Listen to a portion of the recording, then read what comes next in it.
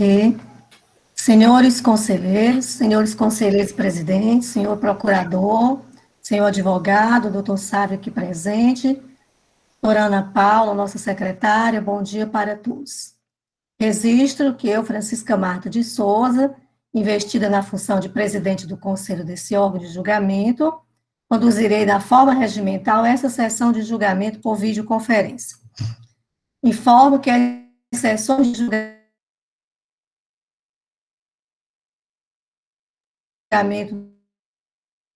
não Está falhando, Martinha. Está falhando a voz, presidente. Por meio que é o regimento interno do 2021, resguarda todas as garantias constitucionais das partes no processo administrativo tributário. Ainda de mencionar que nesta sessão de julgamento serão julgados os processos que tiveram interposição do denominado recursos em caso de divergência entre a resolução recorrida e outras da mesma Câmara de Julgamento, da Câmara Superior ou da Câmara Superior, quando tiveram apreciado matéria semelhante. Para início propriamente dos trabalhos, solicita a secretária Ana Paula que abrigue a existência de quórum regimental para fins de que estão presentes. Bom dia a todos. Senhora presidente, senhores conselheiros presidentes, senhores vice-presidentes, doutor Biratã, procurador do Estado, senhoras e senhores conselheiros, doutor Sávio Mourão, para a 13ª sessão ordinária virtual, realizada por videoconferência da Câmara Superior de Julgamento do Conselho de Recursos Tributários, em 4 de junho de 2021, estão presentes doutora Francisca Marta de Souza, presidente da Câmara Superior, doutor Manuel Marcelo Augusto Marques Neto, primeiro vice-presidente, doutor Francisco José de Oliveira Silva, segundo vice-presidente, os conselheiros presidentes Francisco Wellington Ávila Pereira e José Augusto Teixeira. Presente o representante da douta Procuradoria-Geral do Estado, doutor Ubiratã Ferreira de Andrade. Estão presentes os conselheiros Michel André Bezerra Lima Gradivol, Mônica Maria Castelo, Henrique José Leal Gereissati, José Willame Falcão de Souza, Ivete Maurício de Lima, Antônia Helena Teixeira Gomes, Felipe Augusto Araújo Muniz, Ricardo Valente Filho, Micael Pinheiro de Oliveira, Felipe Pinho da Costa Leitão e Sandra Reis Rocha. Secretariando os trabalhos da Câmara Superior, eu, Ana Paula Figueiredo Porto. Também presente o advogado da empresa em pauta para esta sessão, Votorantim Cimentos Norte Nordeste S.A., doutor Sávio Mourão de Oliveira.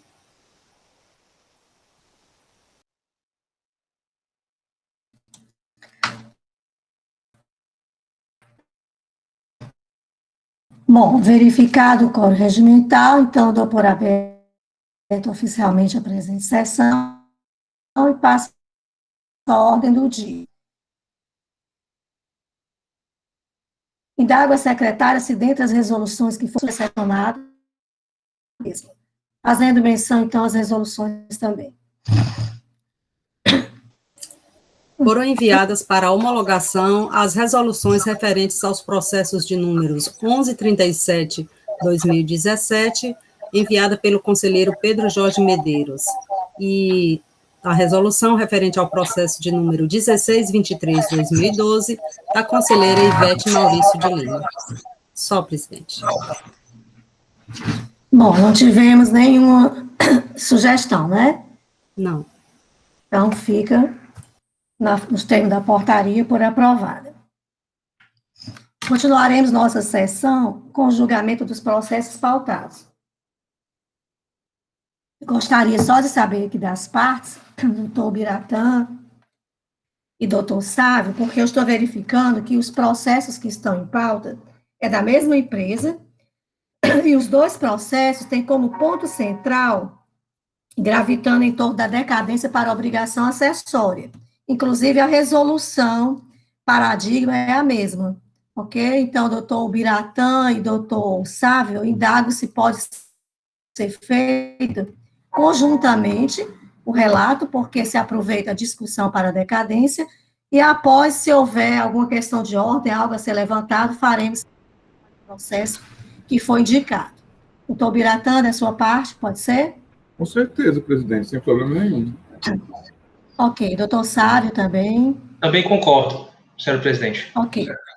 Bom, então, assim, eu vou solicitar aqui ao doutor Michel, do segundo processo, para que seja ele que faça o relato, ok? Então, eu vou anunciar para julgamento os processos de recursos extraordinários 923/2018 e 2017-22556, auto de infração. Assim como o processo de recurso extraordinário 1780/2018, o respectivo auto de infração 2018, 01842. Mesmo recorrente e mesmo recorrido. O primeiro, o julgado, foi da segunda Câmara, corporificado na resolução 11/2020, e o segundo, da resolução 70/2020. A resolução paradigma para ambos os processos é a 505/2011, da primeira Câmara, que, como falei anteriormente, trata da decadência para a questão da obrigação acessória. O primeiro processo, a doutora Sandra Reis é a relatora, e no segundo é o doutor Michel, mas eu solicito aqui ao doutor Michel que faça o relato do processo e a doutora Sandra fará os devidos complementos aqui. Estou fazendo essa mudança até porque a relatora do processo, o relator antes era o doutor Pedro Jorge, e a doutora Sandra como titular que compareceu. Então, doutor Michel, por favor, o relato do processo. E anunciando aqui, como já anunciei, o doutor Sávio como representante da parte aqui presente, a quem renova as boas-vindas, doutor Sávio. Doutor Michel, com a palavra. Obrigado, senhora presidente. Bom dia a todas e a todos. Senhoras conselheiras, senhores conselheiros, senhora presidente, senhores vice-presidentes, presidentes de Câmara, doutor Biratã, nobre representante da PGE, doutor Sávio, representante do contribuinte. Sempre uma alegria grande vê-los todos, mesmo que virtualmente, mas principalmente vê-los com saúde. E bom, não canso de repetir, é uma alegria grande nesses tempos pandêmicos, e espero que suas famílias também estejam bem. Senhora presidente, o processo é sobre um auto de infração e acusa a autuada de deixar de registrar nos sistemas de controle de trânsito da Cefaz documentos fiscais referentes a operações interestaduais de entrada ainda no ano de 2003. A penalidade sugerida no auto de infração é do 123.3M da Lei 2.670, alterada pela Lei 16.258 de 2017. Mas nas informações complementares foi transcrita a redação anterior, pela Lei 3.418. O crédito tributário lançado é composto apenas por multas, senhora presidente. O processo é instruído ainda com o termo de início, com o termo de conclusão, e a ciência do termo de conclusão se deu no dia 9 de fevereiro de 2018, conforme consta aí as folhas 11. Além do mais, foi incluído também um CD às folhas 13. O crédito tributário, senhora presidente, ele é demonstrado mês a mês. Tempestivamente, a autuada apresentou defesa, onde pede sucessivamente que o auto de infração seja julgado nulo ou improcedente, ou parcial procedente, pelo expurgo das notas fiscais tomadas em duplicidade pela fiscalização e pela aplicação da atenuante presente no parágrafo 12 do artigo 123 da Lei do ICMS. Pede também que seja realizada perícia e acosta CD às folhas 40. O julgamento singular foi pela parcial procedência, tendo sido interposto o reexame necessário. Foi a seguinte emenda: falta de aposição de selo fiscal de trânsito ou falta de registro eletrônico equivalente, notas fiscais de aquisição de mercadorias em operações interestaduais que não constam nos sistemas Cometa-Citran, exercício 2013, rejeitadas preliminares suscitadas pelo impugnante. Redução do valor das operações ante a exclusão de alguns documentos fiscais do levantamento.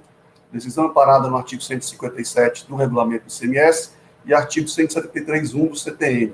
Penalidade incerta no artigo 123.3M da Lei 2.670, com a nova redação dada pela Lei 16.058, aplicada com a atenuante do parágrafo 12 do mesmo dispositivo.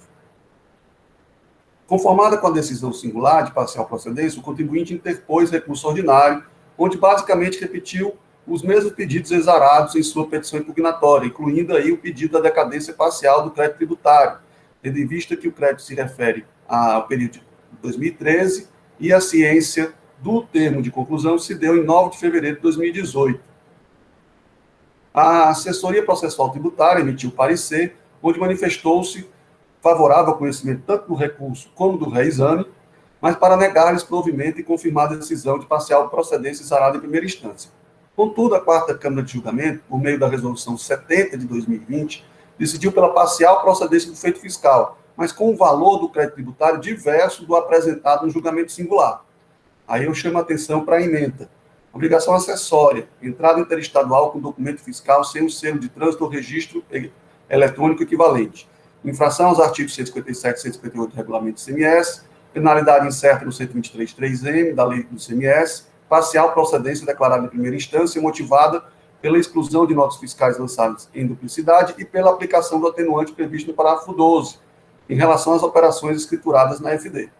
É exame necessário e recursos ordinários conhecidos, dando-lhes parcial provimento por unanimidade de votos para manter parcialmente procedente feito fiscal, mas com a discordância da aplicação da atenuante prevista no parágrafo 12, ou seja, a atenuante prevista no parágrafo 12, que foi aplicada no julgamento singular, a Câmara de Julgamento entendeu por não aplicá-la, por ausência da comprovação do atendimento aos dois requisitos estabelecidos na norma, quais são a escrituração e o recolhimento do imposto. Não havia sido comprovado o recolhimento do imposto. Conformado com a decisão de segundo grau, a recorrente interpôs tempestivamente recurso extraordinário, onde pede que o presente recurso extraordinário seja admitido, uma vez que foi completamente demonstrada, 2 pontos, que a resolução recorrida e a resolução paradigma 69 de 2018 tratam de matéria semelhante, ou seja, a aplicação do parágrafo 12 do artigo 123 da Lei do ICMS, a qual aduz que a penalidade será de 2% do valor da operação.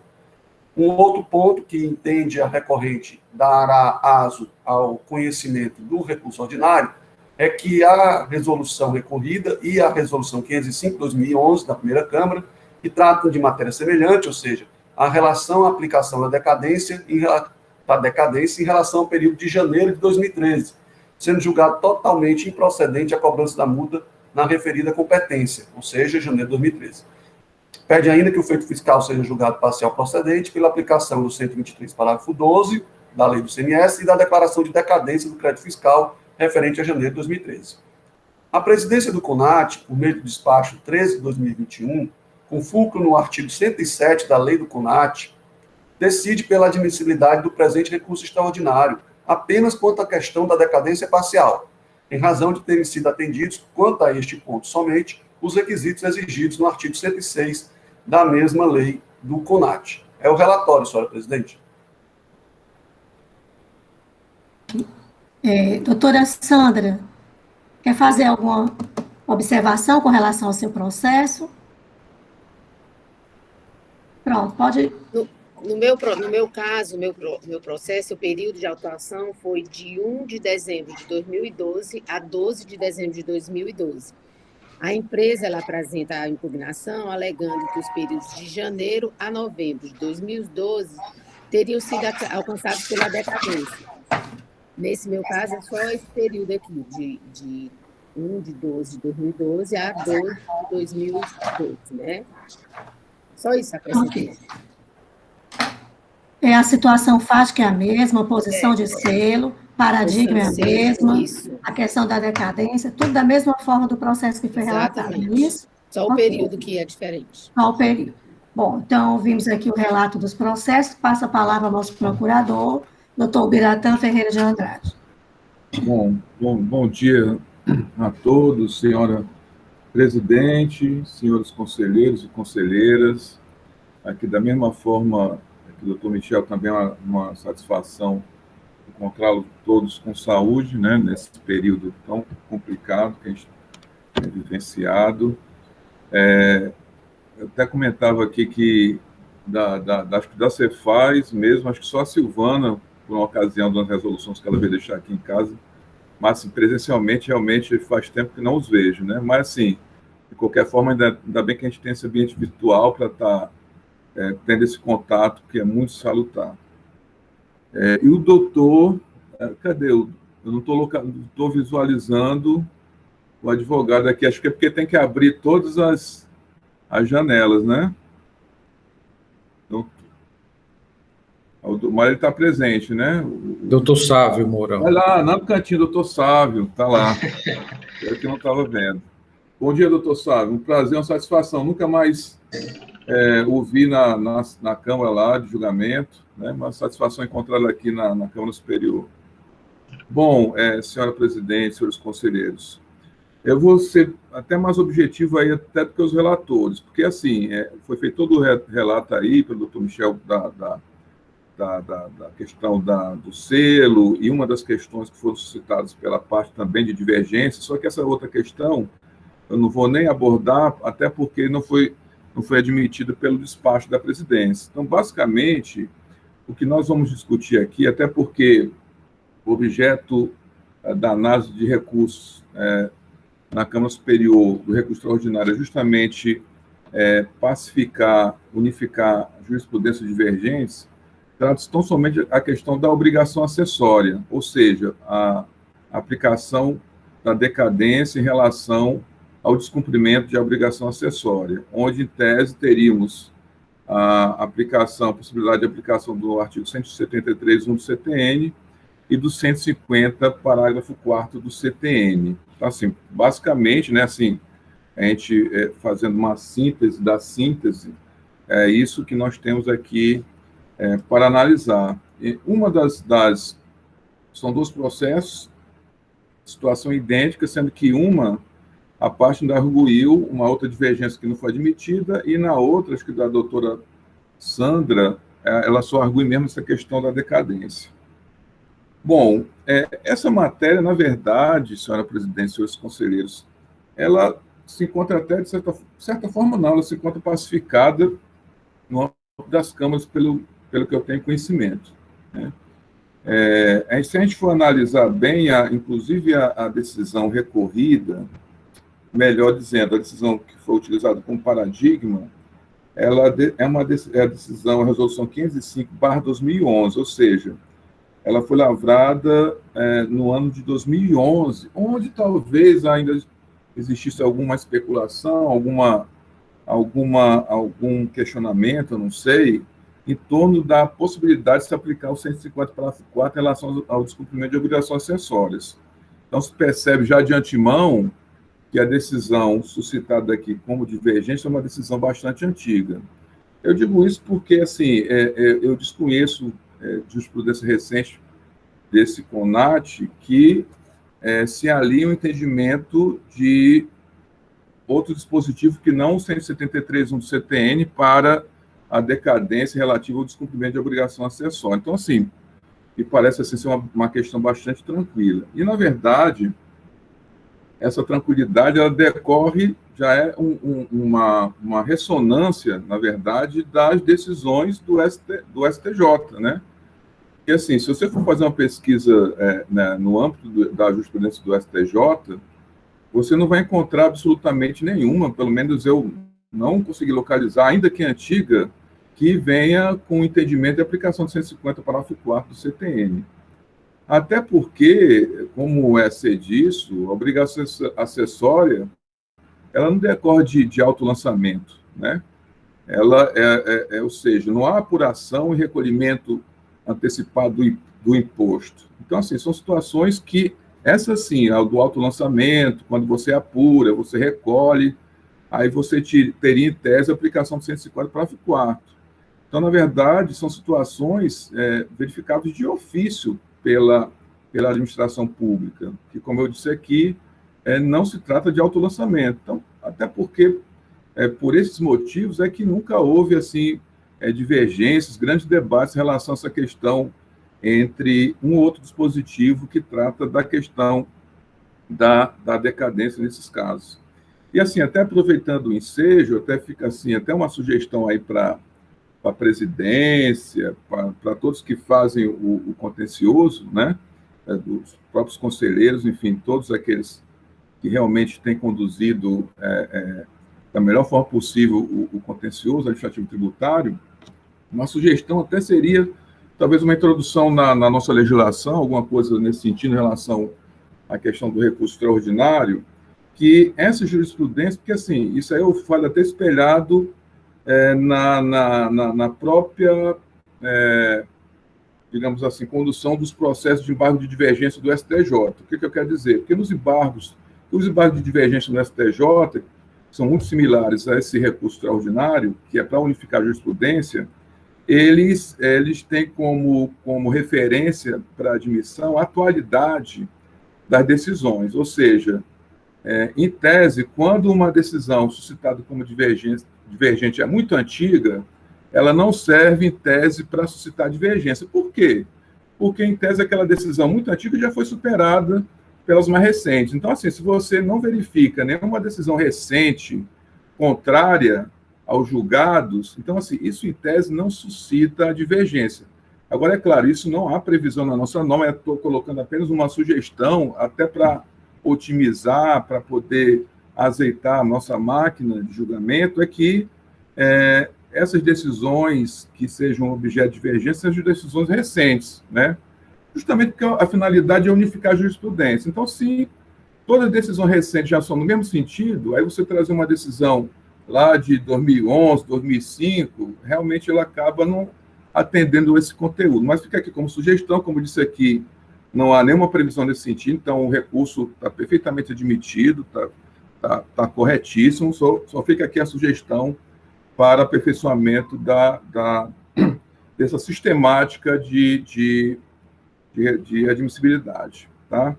Então, assim, feita essas observações, é que nós, então, concluímos pelo improvimento, né, nosso parecer, pelo improvimento do recurso extraordinário, haja vista que, a nosso ver, não há, assim, qualquer polêmica, bastante tranquila a aplicação desse caso, 173 do CTN, que foi o fundamento da decisão recorrida.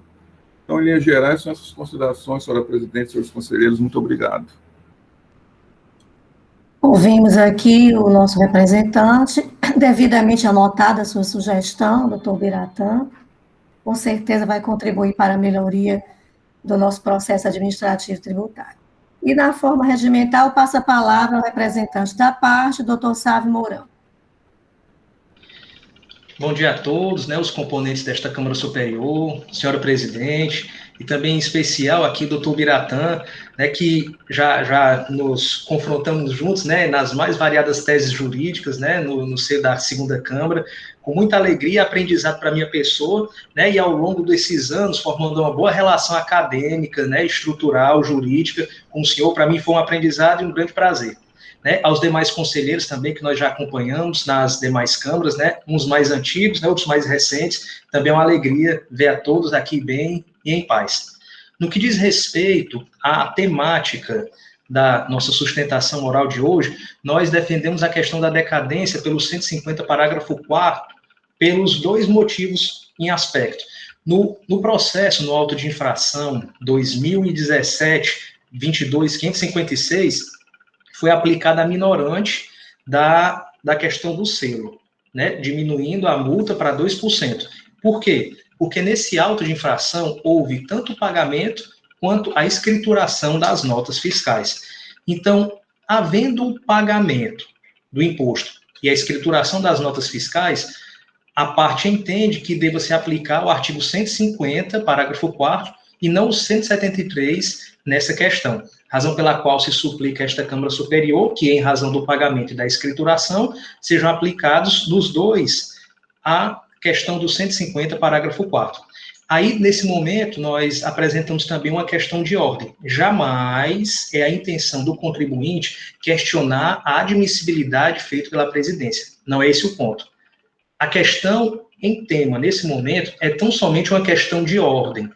Essa questão de ordem se dá em razão da documentação apresentada pelo contribuinte. Por ocasião do julgamento do auto de infração 2018-01842, naquele momento, o contribuinte ele não foi capaz de trazer aos autos qualquer comprovação do pagamento do imposto. Essa comprovação, pasmem os senhores, e também porque foi o sentimento do advogado, apenas depois da sustentação oral do recurso ordinário na 4ª Câmara, foi que o contribuinte apresentou a documentação de todos os pagamentos que ele fez no período de 2013 do ICMS. Então, no momento do protocolo do recurso extraordinário, o contribuinte anexou, junto ao protocolo, o comprovante dos pagamentos realizados durante o período de 2013.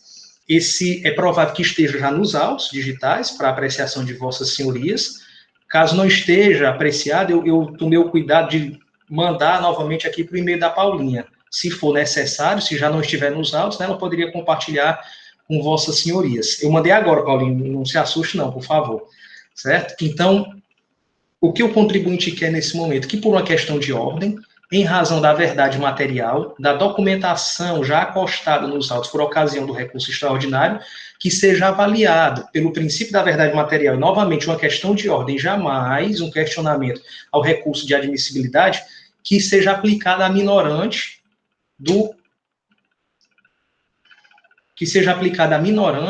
relacionada a diminuir a penalidade aplicada pela ausência de selo, caso seja superada a questão da decadência, que a ausência de selo no auto de infração de 2018 seja de 2% do valor da operação. Essas, por hora, são as razões do contribuinte.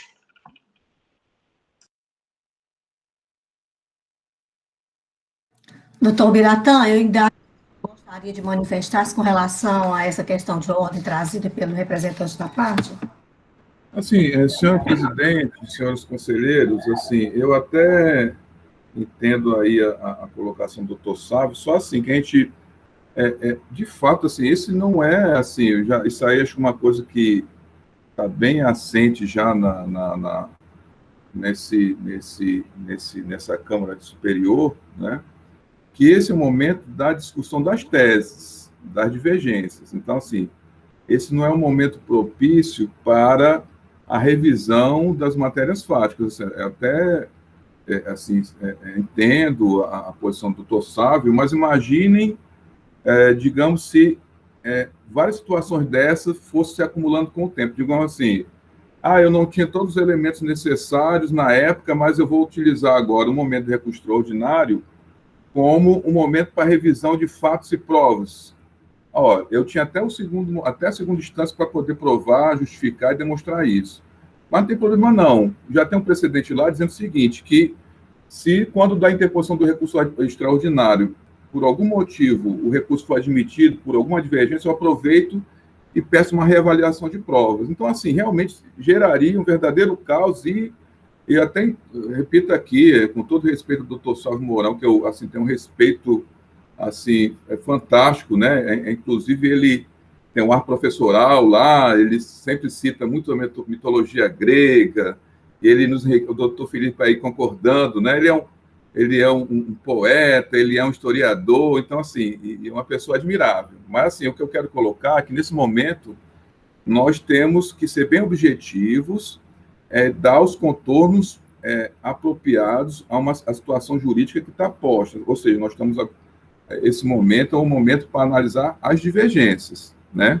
Então, assim, nós temos, em tese, que delimitar sobre qual dispositivo do CTN aplicável em relativo à decadência, aplicar o descumprimento de obrigação acessória. Fugir disso, a meu ver, senhora presidente, seria criar uma nova sistemática, a meu ver, que iria gerar... Porque, veja bem, a partir do momento que eu crio essa exceção, vou ter que admitir para toda e qualquer situação em que o contribuinte vai conseguir trazer essas provas já no momento do recurso extraordinário. Então, assim, eu não vejo aqui como, né, seria diferente, por exemplo, uma questão de ordem pública, como decadência, uma decadência que não foi observada na época, são exceções das exceções, né? Mas a questão da prova, que eu não tive oportunidade de provar na época, nas instâncias ordinárias, isso realmente, com todo respeito, não me parece apropriado nesse momento, senhora presidente. Então, são essas nossas considerações. Ok. Senhores conselheiros e advogados da parte, eu solicitei ao doutor Biratã para ouvir, porque foi um argumento novo trazido pela parte, me parece que não foi trazido nem por ocasião do recurso extraordinário, foi após que foi colocado, né? Isso, doutor Sábio. Mas, assim... Assim, senhora presidente, nós, no momento do protocolo, do recurso extraordinário, né, no protocolo por e-mail, nós enviamos juntos a comprovação e fazemos menção a ela no recurso extraordinário. Ok, mas assim, considerando que foi trazido pela parte como uma questão de ordem, e essa questão de ordem ela fica adstrita à presidência para decidir, eu queria dizer que eu comungo inteiramente com o que foi manifestado aqui pelo doutor representante da PGE, porque seria a gente realmente, praticamente anular a decisão para que verifique-se esse pagamento, ou seja, seria adentrar em aspectos fáticos que deveriam ter sido observados por ocasião do recurso ordinário, o que iria desconfigurar totalmente o instituto do recurso extraordinário. Razão pela qual eu decido aqui em questão de ordem por não acatar o argumento trazido pela parte e solicito que passemos, então, a discussão em torno do que realmente foi acatado no recurso extraordinário, ou seja, a questão relativa à extinção processual com base na decadência. Ok? Então, passemos, então, aqui, ouvimos já as partes, doutor Biratã, doutor Sávio, momento aqui fica aberto para discussão pelos conselheiros no tocante à decadência. Quem gostaria de falar inicialmente? Doutor Michel, com a palavra. Obrigado, senhora presidente. Senhora presidente, eu quero corrigir aqui um equívoco. Eu acredito que eu tenha deixado de cumprimentar a nossa secretária Paulinha. Paulinha, me perdoe. Você sabe que você está sempre nos nossos corações. Michel, eu me tremi todinha, pensei que você tinha esquecido de relatar alguma coisa do processo. Eu digo, meu Deus, não vou falar todinho. Ah, Paulinha, você está perdoada, até eu perdoo, está perdoado. Nossa, muito obrigado, muito obrigado. Eu perdoei no seu lugar, viu, Paulinha? Vamos lá, doutor Michel. Pois bem, senhora presidente, a questão da decadência aqui, como relatado, o crédito tributário ele é constituído apenas de multa, ele não tem tributo. E a aplicação de 150, parágrafo 4º, para quem entende que o ICMS é regido pelo 150, parágrafo 4º, ele se restringe ao tributo. Como não há aqui tributo a ser homologado, apenas multa, eu entendo que não é aplicação do 150, parágrafo 4º, como tenho votado repetidamente lá na quarta Câmara. É esse o entendimento da quarta Câmara, inclusive, em sua maioria.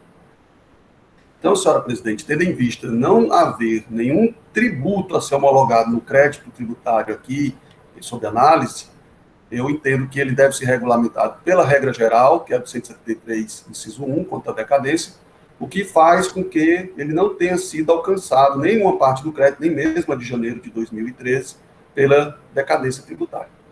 É só, senhor presidente.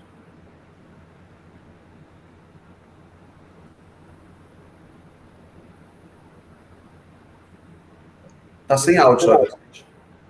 Algum outro conselheiro deseja manifestar-se, lembrando discussão para ambos os processos? Gostaria de me inscrever, presidente. Pois não, doutor Micael, está inscrito com a palavra. Renovar os votos de bom dia a todos. Pedir desculpas aqui se tiver um barulho de obra, porque essa obra persiste desde o começo da sessão. Bom, sobre a questão do contribuinte, acredito que a presidente já decidiu, então nós não podemos emanar qualquer decisão acerca disso.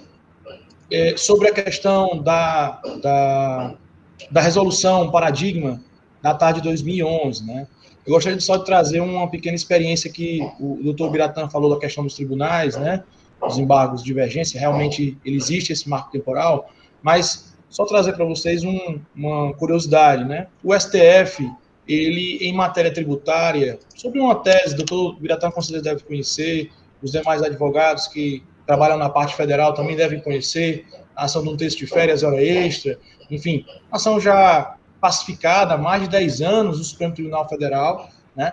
E o tribunal mudou de entendimento após 10 anos de pacificação, né? Então, às vezes, a ideia é que a gente coloque um marco temporal de um prazo razoável, mas os entendimentos mudam, né? E em matéria de decadência e prescrição, aí é que muda mais ainda, né?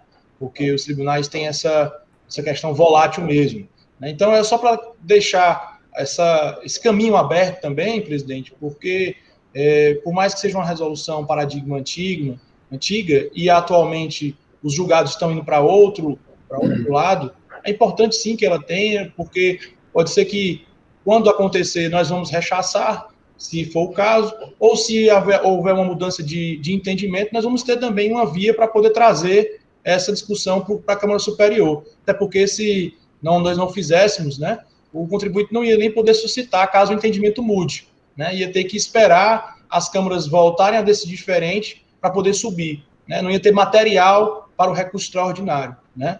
Então, é só essa curiosidade que tem sobre o Supremo Tribunal Federal, que ele muda assim, de entendimento, e mudou numa matéria que não era tão polêmica, né, quanto decadência nem prescrição, mas mudou, né, e passou quase 10 anos para isso. E em matéria de decadência e prescrição, ele vem mudando o entendimento ao longo dos anos, isso é fato, né, sempre construindo um entendimento novo.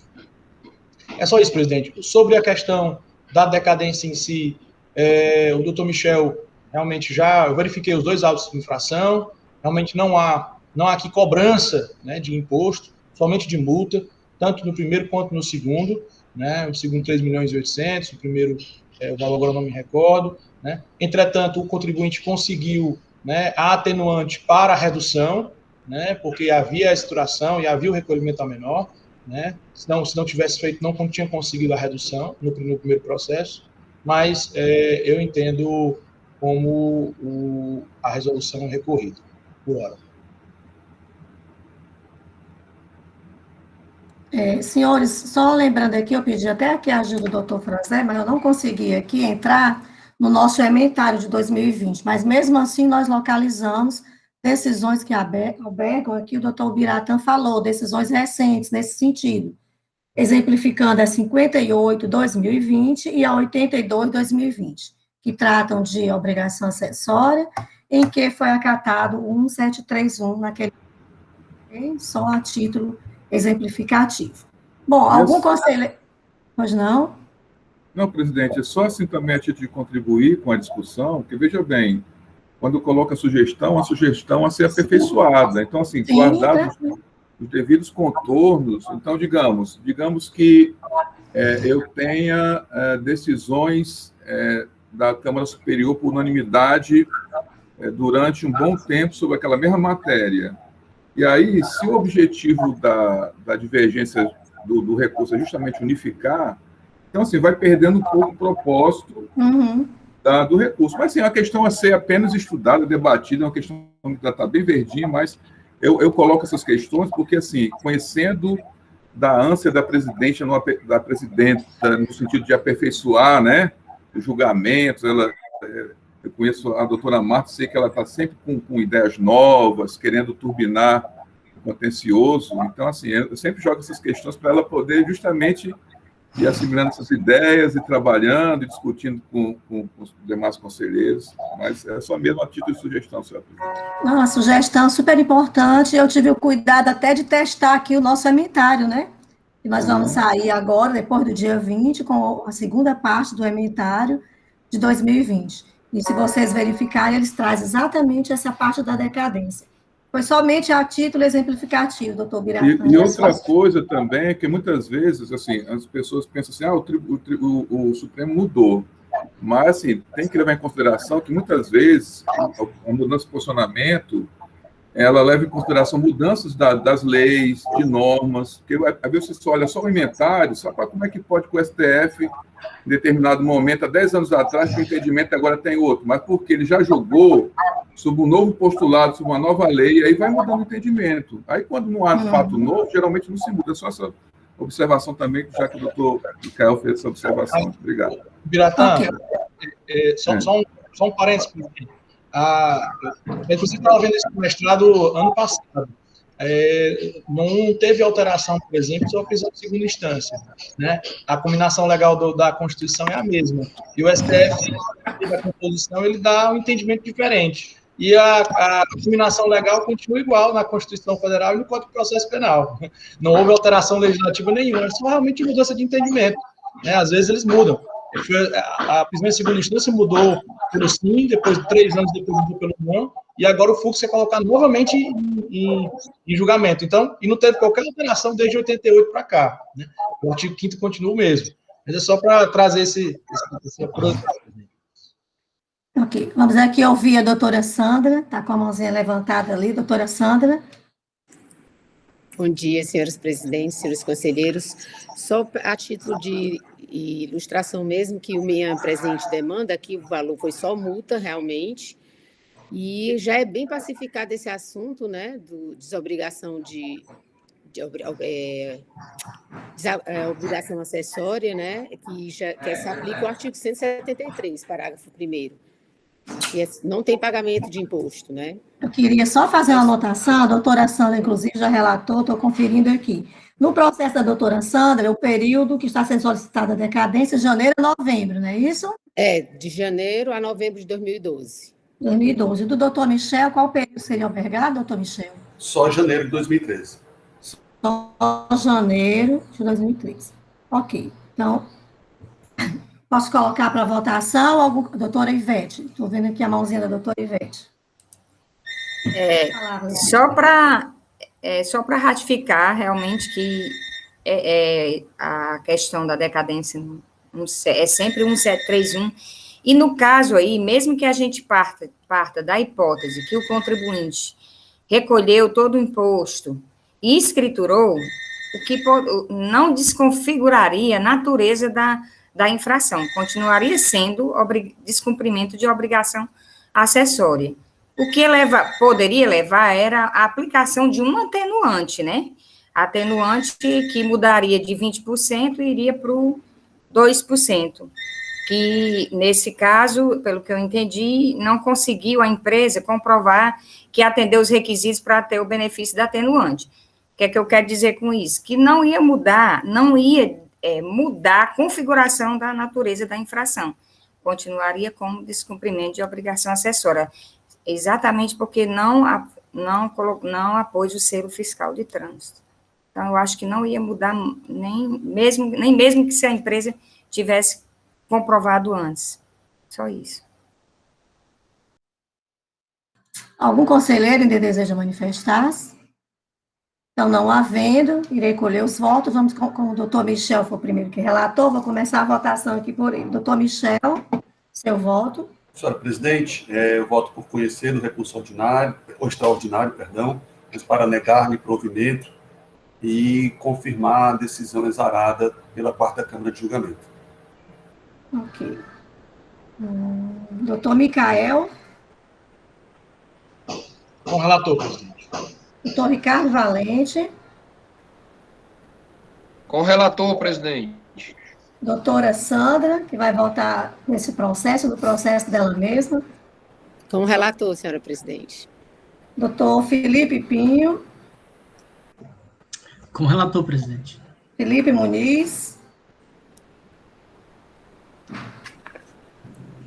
Presidente, eu acompanho o voto do relator. Doutor William Falcão.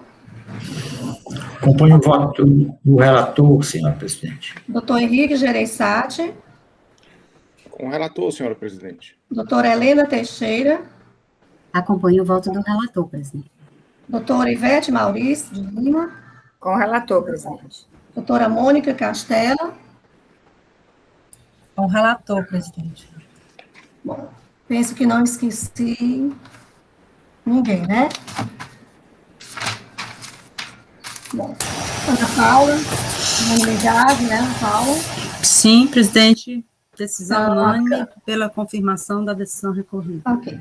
Então, a Câmara Superior do Conselho de Recursos Tributários, deliberando sobre o recurso em questão, resolve por unanimidade de voto, negar provimento ao recurso interposto, para decidir pela manutenção da decisão recorrida, nos termos do voto dos respectivos conselheiros relatores e em consonância com a manifestação oral do douto representante da PGE.